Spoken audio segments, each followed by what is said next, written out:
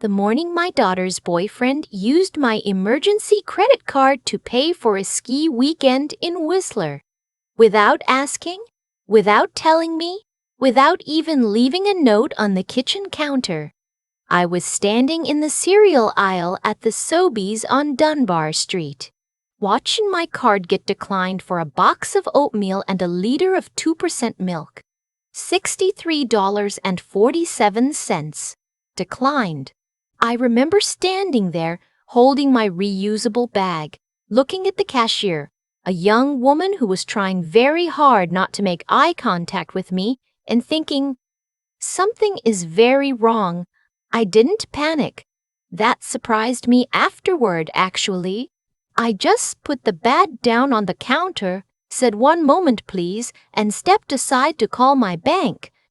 And that's when a TD representative told me that my card had been used the previous evening for $2,840 at a hotel in Whistler, British Columbia. Then again that morning for $340 at a rental shop. Ski equipment, apparently. I said, "I'm sorry, what rental shop?" She read me the name. I thanked her, asked her to flag the transactions, and walked back to my car without the oatmeal. I sat in the parking lot for a long time. It was February, and the windows were fogging up, and I just sat there watching the fog creep in from the edges of the glass. I thought about my husband, Walter, who had died 3 years before. He always said I was too trusting. He used to say it gently, the way he said most things. "Bev, sweetheart, you see the best in people even when the evidence is pointing somewhere else entirely." I used to laugh at him for that. I wasn't laughing now. Let me go back to the beginning, because you need to understand how we got here. My daughter. I'll call her my daughter because that's who she is to me.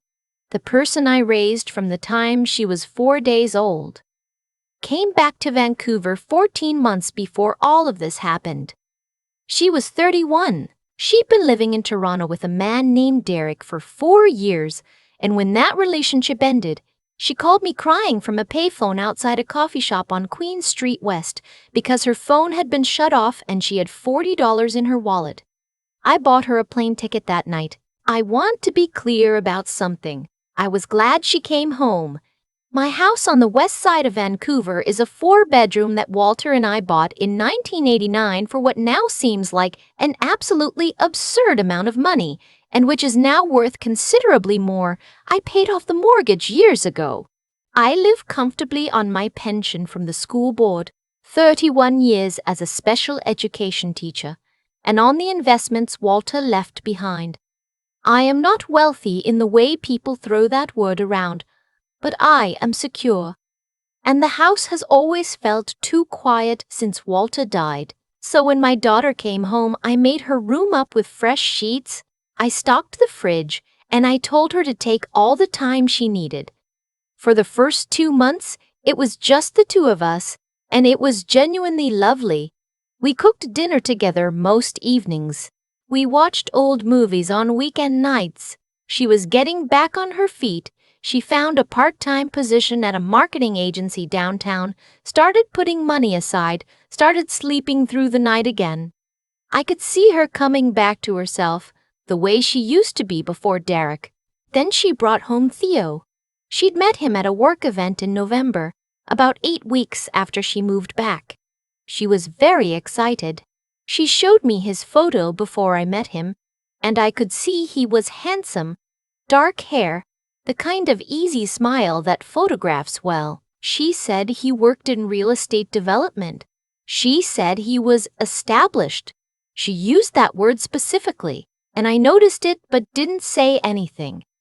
The first time I met him was at dinner here, at my dining room table. He arrived 45 minutes late without calling, shook my hand like he was doing me a favor, and spent most of the meal talking about a project he was developing in North Vancouver. He mentioned the dollar figures often and casually, the way people do when they want you to know they're comfortable without appearing to try. He ate 2 servings of the halibut I'd made and didn't offer to help clear the table. I told my daughter afterward that he seemed charming. That was the honest part. I left out the rest. By January, he was staying over most weekends. By March, his gym bag was in the front hallway. By April, his protein powder was on my kitchen counter, and there was a second toothbrush in the guest bathroom that no one had asked me about. I didn't case. I didn't tavel. In Mrs. Saga, I told myself it was gradual enough that there was no clear moment to object. I told myself my daughter was happy. I told myself I was being old-fashioned. But the truth is, I was watching and waiting. I'd learned that from 31 years in classrooms. Sometimes you have to let a situation develop fully before you understand what it actually is. The comments started small. Theo asked once, while standing in my living room looking at the bookshelves Walter and I had built together, whether I'd ever thought about updating the place. He said it conversationally, the way you might say it to a friend. I said the house suited me fine. He nodded like I'd said something a little sad. A few weeks later, he mentioned that the neighborhood could really benefit from some densification, and then looked around my house in a way that made me understand exactly what he meant by that. My daughter laughed. "Oh, Theo's always thinking about real estate." She said it the way you apologize for someone without apologizing. In May, he started leaving his car in my driveway. He had a BMW, leased, I found out later, and he preferred my driveway to street parking because the street required moving the car on Tuesdays for street cleaning. He never asked. One day, his car simply appeared, and it kept appearing. In June, I came home from my book club on a Thursday evening to find that Theo had had 2 friends over for dinner. In my house, there were beer bottles on my coffee table, someone's shoes in the middle of the hallway, and the remnants of a takeout order on my dining room table. My dining room table, the one Walter and I had carried up 2 flights of stairs in our old apartment in New Westminster 35 years ago. I stood in the doorway for a moment looking at it. The friends left quickly. Theo said, "Hope that's okay, Beverly. The guys needed somewhere to hang." He said it like it was already decided. My daughter was doing the dishes in the kitchen. She didn't come out. I said, "Theo, this is my home. I'd appreciate it if guests were something we discussed in advance." He said, "Of course, absolutely," with the particular tone of someone who has no intention of changing anything. That night, I took out a notepad and started writing things down, dates, incidents, amounts, because I'd started noticing that small things went missing or got used up faster than they should. A bottle of wine I'd been saving, a tank of gas in my car that I couldn't account for, groceries I didn't remember buying being gone before I had a chance to eat them. I wrote it all down. Walter would have recognized what I was doing. He would have said, "There she goes, collecting evidence." He wouldn't have been wrong. By July, there was a drawer in my kitchen that had been quietly claimed. His phone charger, a spare key. I don't know where he got it made, but there it was on my hook by the door, a key I hadn't given him. I took it off the hook and put it in my bedside table without saying a word. He never mentioned it. I don't know if he got another one. The financial thing started small too. My daughter had access to one of my credit cards, a secondary card on an account I'd set up years ago for emergencies for her use. She'd used it responsibly. Once when her car needed repairs. Once when she had a gap between paychecks and needed to cover her phone bill. She always told me, always paid me back, always treated it as exactly what it was, a backup, not a resource.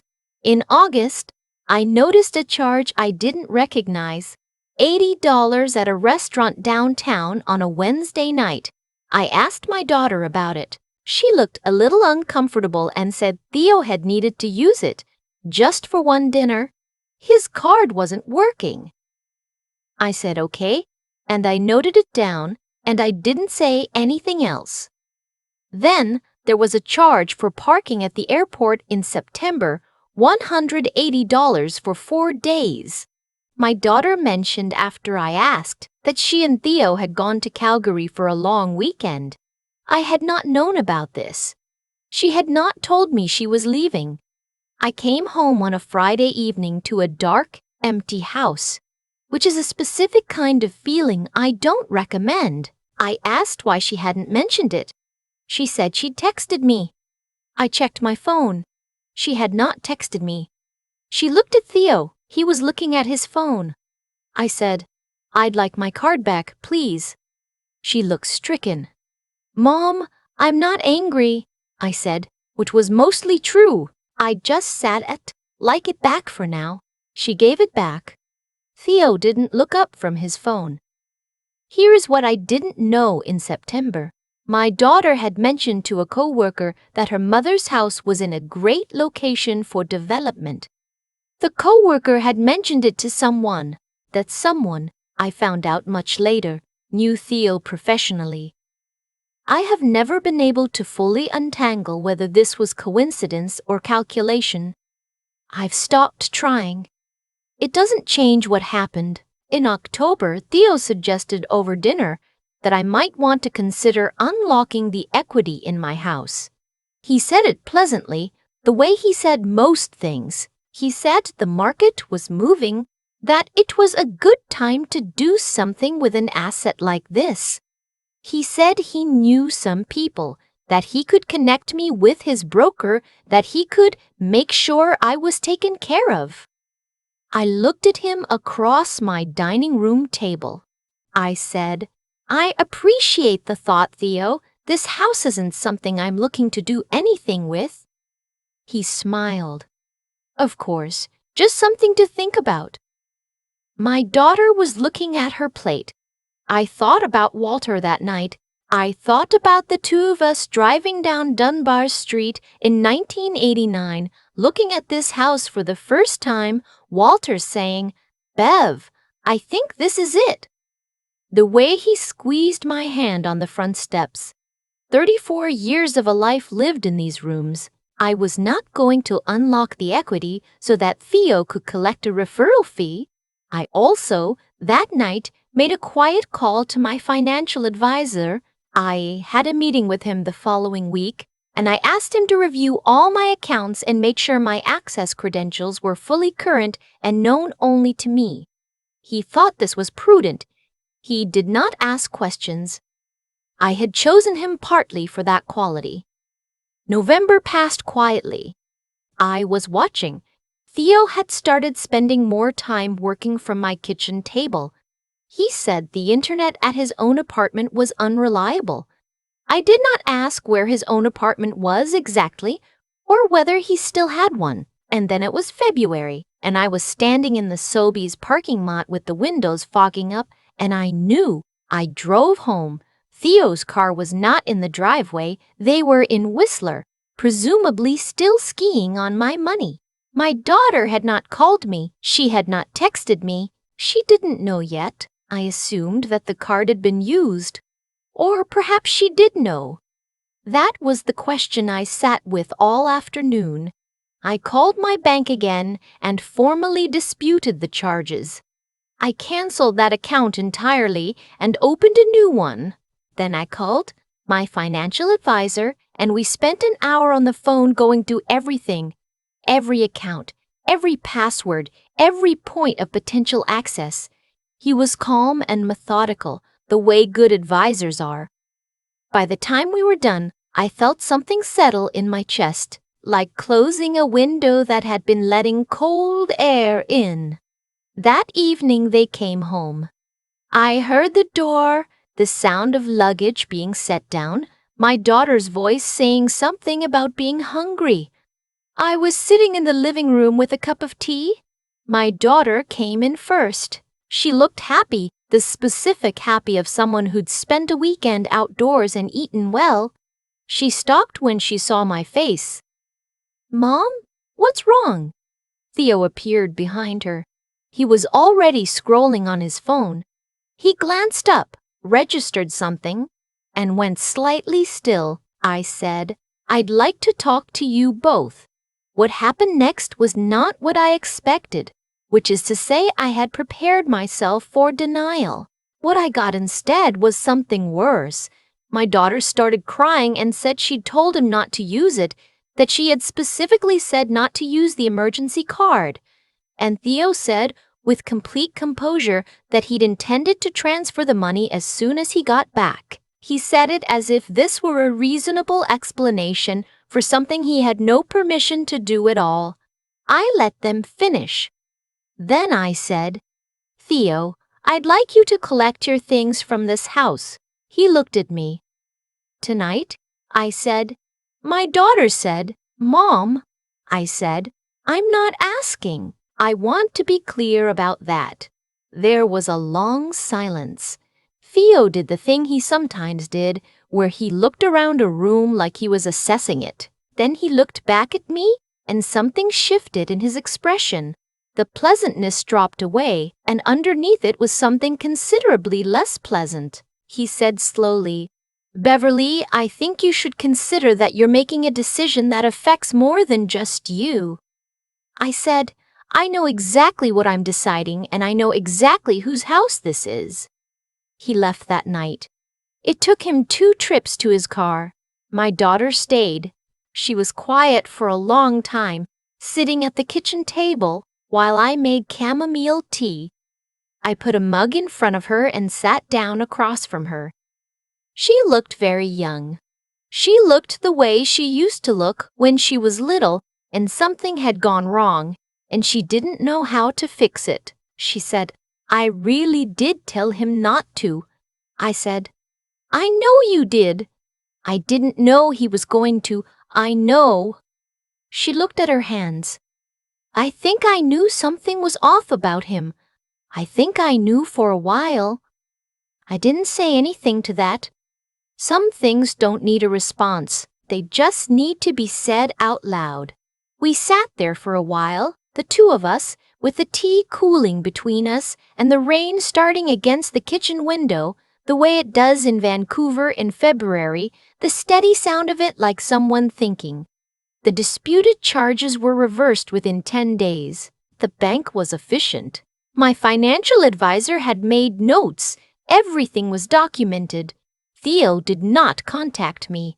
He did contact my daughter several times over the following weeks, first with apologies, then with explanations, then with a proposal that she asked me to reconsider, then with silence. She stopped answering after the 3rd week. That was her decision. I didn't tell her what to do. What I will tell you is this: I am 63 years old. I live alone in a house I have earned. I have a pension and investments and 31 years of experience watching people try to convince children that they are something they are not, and I know the difference between someone who made a mistake and someone who saw an opportunity and took it until they couldn't anymore. Walter used to say that the house would outlast all of us. He meant it as comfort, the permanence of it, the solidity. I think about that sometimes when I come home in the evening and unlock the front door and hear the particular quiet of these rooms. My photographs are on the walls where they belong. My bookshelves are exactly as Walter and I built them. My kitchen smells like whatever I decided to cook. The driveway is empty. My daughter and I have dinner together on Thursday evenings now. She's doing well. She's paying her own rent in an apartment in Kitsilano. She asks before she borrows anything. She has a new group of friends and a promotion at work, and she laughs more than she did a year ago. Some evenings, after she leaves, I sit in the living room with a cup of tea and I think about all the things I didn't say, all the moments I watched and waited instead of speaking.